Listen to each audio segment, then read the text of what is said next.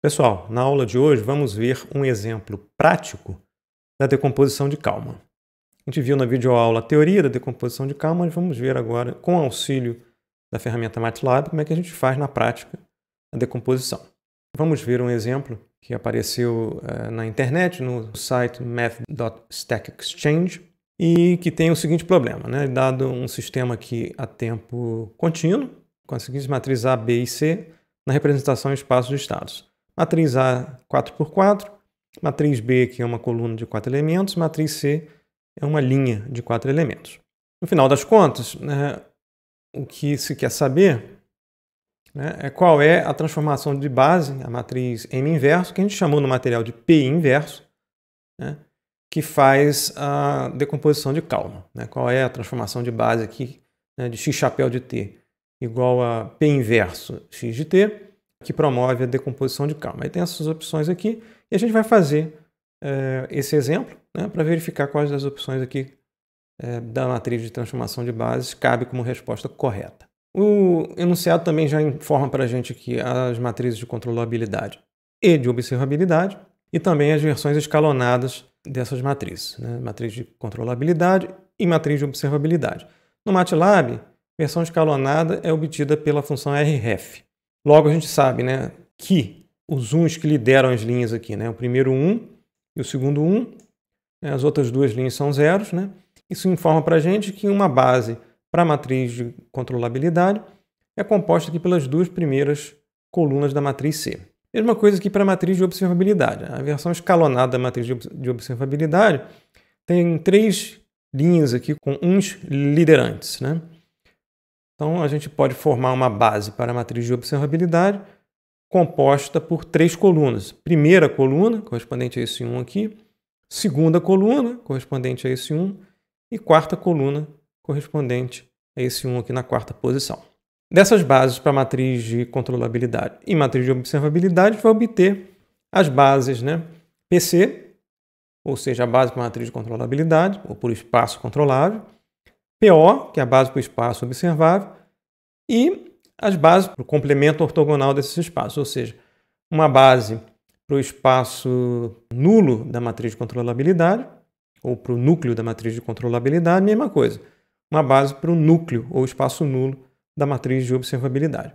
Aqui a gente percebe, né, que o espaço das colunas da matriz de controlabilidade tem 2 colunas de 4, logo o espaço nulo da matriz de controlabilidade também vai ter 2 colunas. Então a gente já obtém essas informações a priori, né, por lógica. Mesma coisa aqui para a matriz de observabilidade. O espaço das colunas da matriz de observabilidade tem 3 colunas LI, logo vai sobrar apenas uma coluna para o núcleo da matriz de observabilidade, que vai ser o espaço PO barra, como a gente definiu na nomenclatura do material. Passando agora para o MATLAB, a gente constrói as matrizes A, B e C, tais quais foram dadas no enunciado. No MATLAB, para a gente obter a matriz de controlabilidade, a gente pode usar a função CTRB, informando aqui os pares, né, A e B. Isso entrega para a gente a matriz de controlabilidade. Para a matriz de observabilidade, a função é OBSV, para os pares A e C.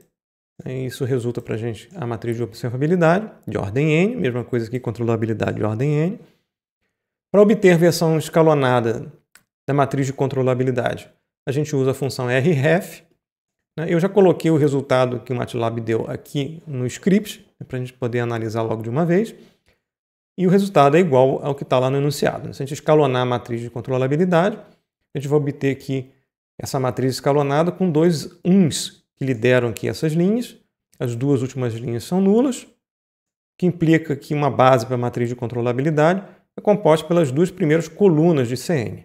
Logo, uma base para o espaço controlável, que a gente está denotando por PC, vai ser formado, né, por as 2 primeiras colunas da matriz de controlabilidade. Então, a gente vai ler dessa matriz aqui as 2 primeiras colunas. Isso forma para a gente uma base para o espaço controlável. E quem vai ser o núcleo do espaço controlável? É o complemento ortogonal da imagem do espaço controlável, né?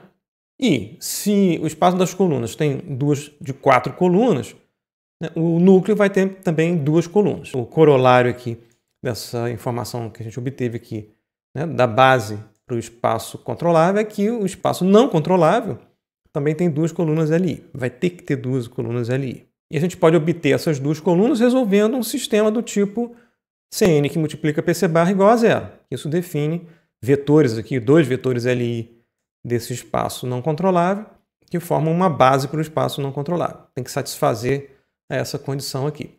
Então a gente resolve isso aqui, pode resolver não com Cn, mas pode resolver com Cn escalonado, tá ok? Fica mais fácil. Então Cn escalonado, né, e duas colunas aqui de PC barra tem que ser iguais a zero. Tá? Como essas duas linhas aqui da matriz Cn escalonado são iguais a zero, a gente pode construir, né, esses vetores aqui, dois vetores de PC barra, né, com duas colunas aqui, imagina duas colunas. Uma coluna vai ter 1, 0 e a outra vai ter 0, 1, para a gente já garantir que elas sejam LI. Tá, ok? Então força, né, que aqui você tenha 1, 0 e na próxima coluna aqui 0, 1. Aí depois a gente encontra os elementos iniciais aqui das duas colunas. Tirar isso aqui que está sobrando, né? Fazendo as contas, né? Já que o sistema é 4x4, a gente encontra aqui esses dois vetores LI, né, que formam uma base para o espaço não controlável. Nota, né, que esse elemento aqui é 1, 0 e o outro é 0, 1. Né? Isso já garante a independência linear. E só resta encontrar os dois outros 4 elementos aqui iniciais, que são dados aqui por 2, 3 e menos 6, menos 7. É só resolver o sistema de equações. Esse aqui, né? Muito bem, a gente pode verificar, né, para saber se de fato nessa escolha que a gente fez aqui, se essa conta que a gente fez deu certo. A gente faz a multiplicação matricial Cn PC barra e chama isso aqui de condição 1, só para verificar se a condição é satisfeita, se isso aqui é satisfeito.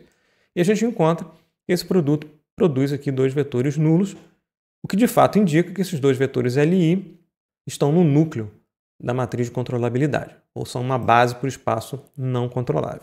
A gente pode verificar também, né, só por desencargo de consciência, né, se o PC barra de fato é composto por duas colunas LI. Para fazer isso, a gente usa, por exemplo, a função orth do MATLAB, que vai gerar para a gente uma base, né, para essa matriz PC barra. Né? A gente chama isso aqui de condição 1A só para verificar, né, se essa base de fato tem duas colunas. E, de fato, sim. Se a gente mandar o MATLAB calcular uma base para essa matriz, ele encontra aqui duas colunas, o que indica para a gente, né, que de fato essas duas colunas aqui são LI. Caso contrário, ele só indicaria uma coluna, se as colunas fossem LD. Nota então que a gente resolveu primeiramente o quê? Obteve uma base para o espaço controlável e obteve uma base para o espaço não controlável. Vai fazer o mesmo, usando a mesma ideia, para o espaço observável. Da matriz de observabilidade que a gente calculou lá em cima, a gente obtém a versão escalonada, usando a função rref do MATLAB, tá aqui, e obtém esse resultado aqui. Nota que, tal qual indicado no enunciado, né, a gente tem esses uns que lideram aqui. Logo, uma base para o espaço observável é composto pela primeira coluna da matriz de observabilidade, segunda e quarta colunas. É o que a gente faz aqui. A gente forma uma base para o espaço observável, como composto pelas colunas 1, 2 e 4 da matriz de observabilidade. Então, a gente obtém aqui o PO, que é a base para o espaço observável, e vai obter também o quê? O PO barra, que é uma base para o espaço não observável.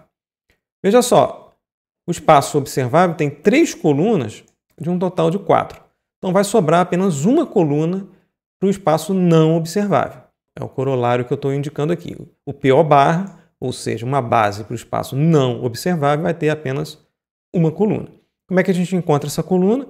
Vai resolver a mesma história que a gente resolveu antes para o caso da controlabilidade. Vai resolver o sistema ON vetor a ser encontrado. PO barra vai ter que ser igual a zero. No caso aqui é apenas um vetor, tem uma coluna só, né? Posso usar aqui para facilitar a minha vida o ON escalonado, esse cara aqui, tá? Ao invés do ON.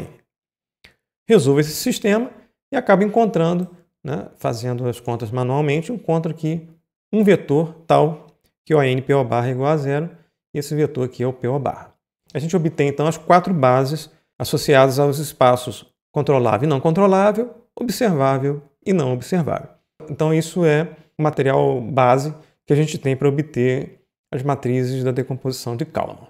Decomposição de Kalman, né, da forma com que a gente viu no material e da forma com que é tipicamente apresentado na maioria dos livros, não necessariamente exatamente dessa forma, é tal que as matrizes de decomposição, a matriz P, que é a matriz de mudança de base, ela é formada pela matriz PC-O', ou seja, a interseção entre o espaço controlável e o espaço não observável, seguido da matriz aqui, que é uma base para a interseção entre o espaço controlável e o espaço observável, PCO, seguido de uma matriz que é a interseção entre o espaço não controlável e o espaço não observável, se houver.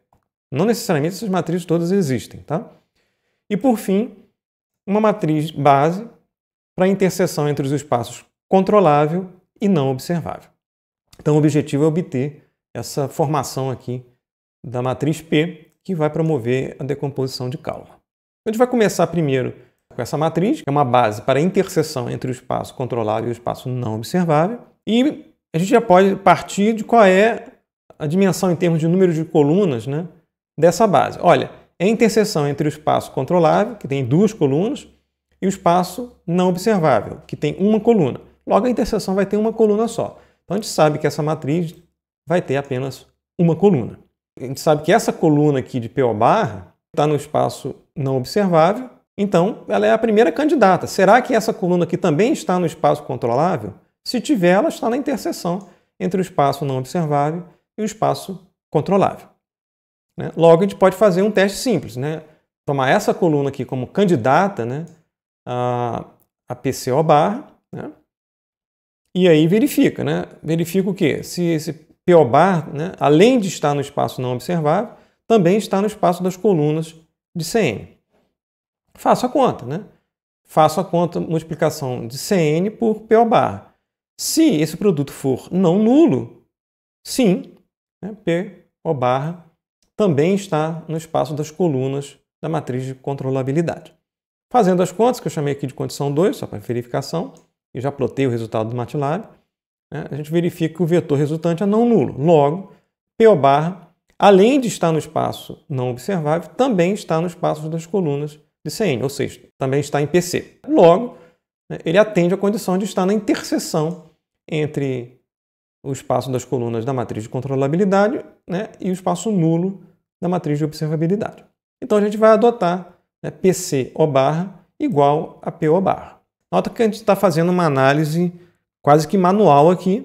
Esse mesmo tipo de análise pode ser utilizado para um outro tipo de situação. A gente resolveu, então, a primeira matriz aqui, que é o PCO'.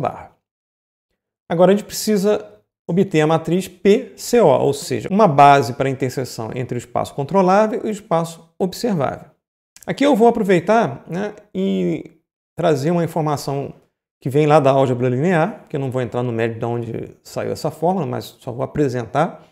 Se a gente tiver 2 espaços, né, espaço controlável aqui representável pela matriz de controlabilidade e o espaço observável aqui representado pela matriz de observabilidade, se a gente quiser encontrar a interseção entre esses 2 espaços, ou seja, o espaço controlável e o espaço observável, a gente pode aplicar essa fórmula diretamente. Vai fazer essa construção aqui. Nota que é o espaço nulo de CN transposto, depois eu transponho essa matriz, né, e empilho com a matriz que é o espaço nulo de ON transposto, transposta. E depois dessa construção aqui eu obtenho o espaço nulo. Isso produz para a gente a interseção entre o espaço controlável e o espaço observável. Isso pode ser aplicado para outros espaços que a gente quiser. Aqui a gente já encontra direto, né, que o PCO tem apenas 1 coluna. Nota que a gente poderia ter 2 colunas, em tese, tá? Por quê? Porque o espaço observável está aqui, né, é composto por 3 colunas. E o espaço controlável é composto por 2 colunas. Então, no máximo, a gente poderia ter uma interseção de 2 colunas, mas calha aqui, né, que a interseção é de apenas 1 coluna. Né? Se a gente fizer a conta aqui diretamente pela fórmula que a gente traz lá da álgebra linear. A alternativa a fazer a aplicação direta da fórmula é fazer o processo um pouco mais manual, né? Usando lógica. Qual é a condição que tem que ser atendida, né, para a matriz PCO? A matriz PCO tem que ser tal, né? Nota só, que a composição PCO' que a gente já obteve e PCO tem que ser uma base para CN. Veja só, aqui eu tenho PC, né, espaço controlável, e aqui eu tenho também PC. Então, estou cobrindo todo o espaço controlável. Então, essa composição aqui, PCO barra PCO, tem que ser uma base para CN. Veja só, PCO barra, a gente já identificou lá em cima que tem uma coluna. E a gente viu que PC, que é uma base para CN, tem duas colunas. Logo, a gente deduz que PCO vai ter apenas uma coluna, consistente com o resultado que a gente encontrou da aplicação de fórmula direta aqui. Então, daqui a gente obtém a informação, por lógica, né, que PCO apenas tem uma coluna. O que a gente pode fazer, então, para encontrar quem é essa coluna aqui, PCO? A gente pode fazer o seguinte, a gente pode montar a seguinte estrutura. PCO barra, que a gente já obteve, PC, que é uma base que a gente calculou para o espaço controlável, e escalonar essa construção. E vai colher duas colunas LI. A primeira já vai ser o PCO barra, que a gente já calculou. E a segunda aqui vai ser ou a primeira ou a segunda coluna da matriz de controlabilidade. De modo que a gente consiga, né, associar essa escolha dessa coluna de PC aqui ao PCO. É o que a gente faz aqui abaixo, né? A gente escalona quem? A construção PCO barra BC. Nota que PC é uma base para o espaço controlável. Ao fazer o escalonamento, a gente encontra aqui que o escalonamento produz essa matriz, ou seja, uma base para essa composição aqui é a primeira coluna dessa composição, que já é o PCO barra, que tem uma coluna, e a segunda coluna vai ser quem? A primeira coluna de PC. Então, quem vai ser o PCO? Vai ser a primeira coluna de PC. Que a gente forma quem aqui? Uma base com duas colunas para quem? Para o espaço controlável. Já que essa composição aqui tem que ser uma base para o espaço controlável. Logo, a gente encontra, sem usar a fórmula que a gente mostrou lá em cima, quem é o PCO. O PCO vai ser a primeira coluna da base do espaço controlável. Para não ficar na dúvida, a gente pode verificar se de fato, né, essa PCO, essa coluna aqui, de fato, pertence ao espaço observável. Ela pertence ao espaço das colunas de ON. Vai fazer esse produto ON e PCO e verificar se isso difere de zero. Fazendo o produto matricial aqui, né, ON vezes PCO, a gente encontra, né, que a condição 3 aqui é um vetor diferente de zero. Logo, esse PCO está no espaço controlável, já que ele é uma coluna de PC, né, e também está no espaço observável. Logo, ele está na interseção entre os espaços controlável e observável. Muito bem, o que a gente resolveu até agora? A gente resolveu PCO barra, PCO, falta agora resolver essas duas outras bases, né? O PC barra ou barra, ou seja, uma base para a interseção entre o espaço não controlável e não observável. Como é que a gente faz isso? Veja só, a gente vai ter que encontrar um PC barra ou barra tal que o quê? Tal que o PC ou barra e PC barra ou barra seja uma base para o espaço nulo de ON, uma base para o espaço não observável. Porque que tem aqui, ó, O barra e O barra. Então, essa composição tem que ser uma base para o espaço nulo de ON. Veja só, PCO barra já tem uma coluna. É o que a gente viu aqui em cima, né? PCO barra é igual ao PO barra e o PO barra tem uma coluna. E essa composição tem que ser uma base para o espaço nulo de ON, ou seja, para o espaço não observável. E o espaço não observável tem apenas uma coluna. Foi o que a gente obteve aqui, né? O PO barra, uma base para o espaço não observável, tem apenas uma coluna. Olha, se essa composição aqui tem que ter apenas uma coluna, e esse cara aqui já tem uma coluna, esse cara aqui é uma matriz vazia. Logo, o PC barra ou barra é inexistente. Por fim, a gente vai precisar fazer o quê? Encontrar a última base, que é uma base para a interseção entre o espaço não controlável e o espaço observável, ou seja, o PC barra O. De modo que o quê? De modo que o P seja invertível, né? A gente encontrou essas três matrizes aqui, essas três bases, e vai, né, encontrar essa última aqui, de modo que a matriz P seja invertível, que é a condição sine qua non para a gente poder fazer a decomposição de Kalman, né? Nota, eu posso simplesmente mostrar a matriz que a gente tem até agora, né, que é essa aqui, né, que é o PC O barra PCO, mais o PC barra O barra, que é nulo, né? Então a gente tem só duas colunas aqui. A gente vai precisar construir duas colunas. Veja só, as duas primeiras linhas aqui dessa construção são nulas. Terceira coluna aqui, a gente pode fazer 1, 0 e a quarta aqui 0, 1, né? De modo que a gente garanta a independência linear, os últimos elementos aqui dessas duas colunas iguais a 0. Nota só também, tem apenas um 1 aqui na terceira posição, e que a gente pode, né, usar para cancelar, né, para zerar esse cara aqui. Tá? Eu vou deixar esse -1, mas em princípio a gente poderia também simplificar a resposta, né, e por manipulações simples de colunas, né, zerar esse elemento -1 aqui. Tá? É o que eu estou escrevendo aqui. As duas primeiras linhas são nulas, né? Então a gente pode construir, né, a PC barra O, né, fazendo com que, né, a gente tenha aqui 1, 0, 0, 0, esse cara aqui, e depois 0, 1, 0, 0, tá? Segunda coluna. E a gente, dessa forma, consegue uma matriz P que é invertível. Como detalhe aqui, a gente poderia fazer uma manipulação simples de colunas para zerar esse -1 aqui. Construindo o PC barra O dessa forma aqui, né, a gente obtém a matriz P. Tá? Nota que essa base intermediária aqui, PC barra O barra, é vazia. Tá? Então a gente obtém essa P, tá? Dessa forma. Verifique se é invertível, né, para ver se a gente por acaso não cometeu nenhum erro. Verifique se o determinante de P é diferente de 0, e no caso é. Tá? E depois é só fazer a mudança de base usando as fórmulas que a gente já viu. Né? O A chapéu vai ser P inverso AP, o B chapéu vai ser P inverso B e o C chapéu vai ser C vezes P. A gente lembra aqui de quem é a cara da matriz P, lá no enunciado era a matriz M, né? E confronta aqui com as possibilidades, né, das respostas aqui. Né? As respostas eram tais, né? Tem essa matriz M aqui. Lembra que a gente poderia zerar aqui esse elemento, né? A resposta é o item A.